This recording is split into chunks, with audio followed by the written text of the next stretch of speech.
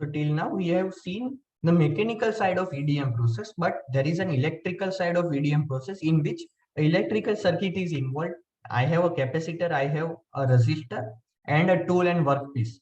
And the machining was happening in between tool and workpiece, but I need to check at the capacitance, voltage and resistance value also.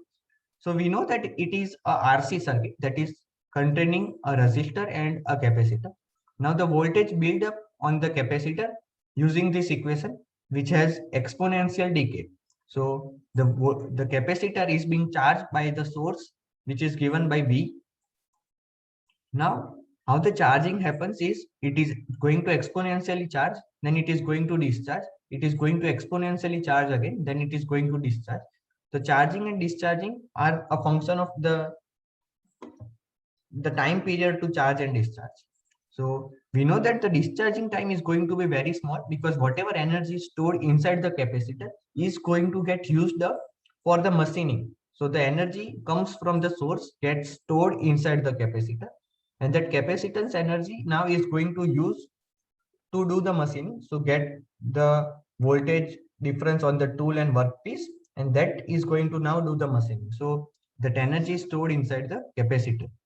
So the curve is something like this, which has exponential decay and exponential rise. But we have assumed the discharge is very small, or discharge time is much lesser than the charging time. We are assuming discharge time to be exactly equal to 0, which is not a real case. So the VD is equal to VD is the discharge voltage. So we are not going to charge or discharge completely as per the input voltage. We are going to stop at some VD voltage, that is the discharge voltage designed for that capacitor. So VD will be V naught into the value of that exponential decay. So VD by VO will be 1 minus e raised to minus TC by RC. And I've made these changes to get e raised to minus TC by RC as 1 minus VD upon VO. And making the same, taking the logarithmic on both sides, I have got the value of TC, that is the charging time, is equal to minus R into C ln of 1 minus VD upon VO. So VD upon VO is definitely going to be less than 1 because VD, we are limiting it below VO.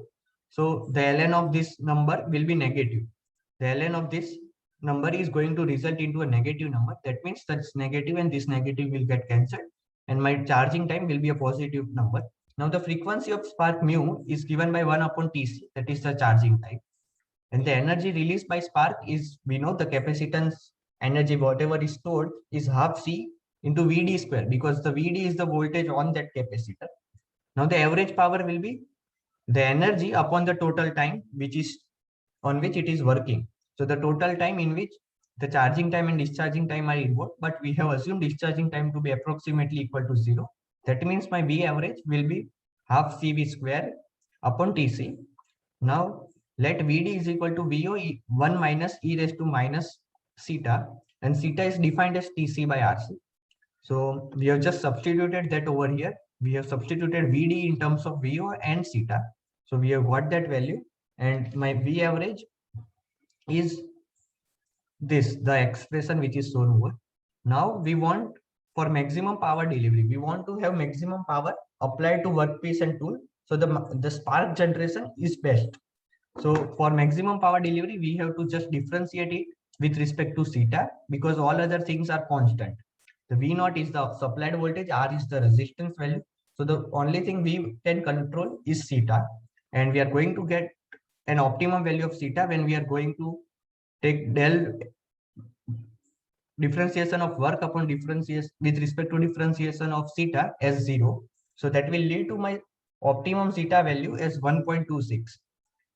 So we will directly substitute it in the work expression to get the work and to get the discharge voltage. So the discharge voltage comes out to be 0.72 into the input voltage. So at this discharge voltage, we'll get the maximum power in machining, and that is the maximum power delivery condition also for us. So we'll stop over here.